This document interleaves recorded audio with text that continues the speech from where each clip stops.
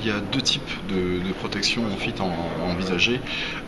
La première en fait concerne le stockage des données. Quand on stocke ces données, le meilleur moyen de les protéger, c'est de les chiffrer, c'est-à-dire les crypter en fait. La deuxième mesure en fait à prendre, c'est quand on communique des données sur Internet. Là encore, il y a du chiffrement, mais ça suffit pas. Il faut aussi pouvoir anonymiser ces données, savoir en fait éviter de montrer d'où part l'information et surtout où est-ce qu'elle arrive ensuite.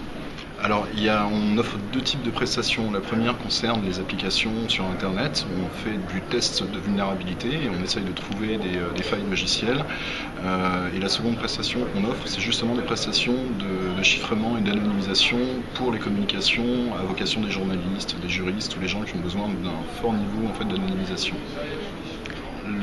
On dit que la première des vulnérabilités, c'est la bêtise humaine. Donc la première chose à faire, en fait, c'est de réfléchir à ce qu'on met sur les médias sociaux, de ne pas le faire n'importe comment. Quand on est sujet à un risque dans des pays, un risque où on se sait surveiller, on évite de divulguer son identité.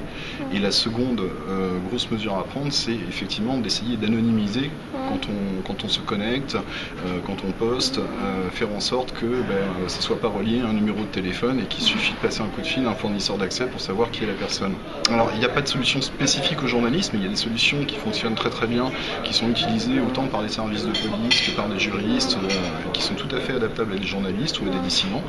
Donc la première des solutions que j'ai tendance à préconiser, c'est un VPN, donc un tunnel chiffré qui permet d'anonymiser donc dès le départ, de faire croire qu'on n'est pas dans tel pays mais qu'on est dans un autre, et qu'on sort d'un autre pays encore et qu'on peut choisir en fait de quel pays on va se connecter à Internet.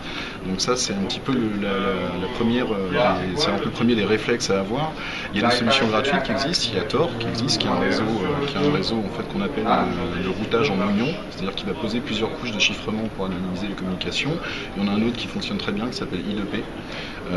Donc ça c'est vraiment des outils qu'il faut utiliser au quotidien quand on se sait à risque.